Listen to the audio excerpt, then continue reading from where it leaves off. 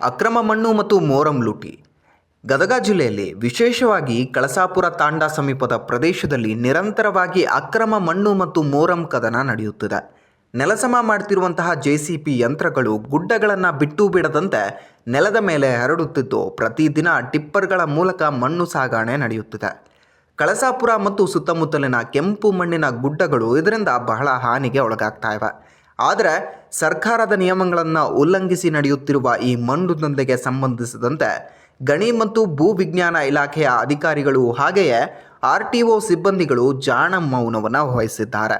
ಯಾವುದೇ ಅಧಿಕೃತ ಪಾಸ್ ಇಲ್ಲದೆ ಸಾಗುತ್ತಿರುವಂತಹ ಅಕ್ರಮ ಮಣ್ಣು ಸಾಗಾಟದ ಬಗ್ಗೆ ಅಧಿಕಾರಿಗಳು ಗಮನ ಹರಿಸ್ತಿಲ್ಲ.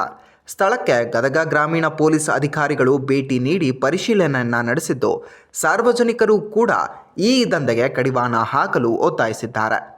ಇವುಗಳಿಂದ ಸರ್ಕಾರದ ಬೊಕ್ಕಸಕ್ಕೆ ಕೋಟಿ ರೂಪಾಯಿ ನಷ್ಟವಾಗ್ತಿದ್ದು, ಅಕ್ರಮ ಮಣ್ಣು ಲೋಟಿಕೋರರ ರಾಜಾರೋಷದ ದಂಧೆ ನಿಲ್ಲಿಸಲು ತುರ್ತು ಕ್ರಮದ ಅಗತ್ಯವಿದೆ.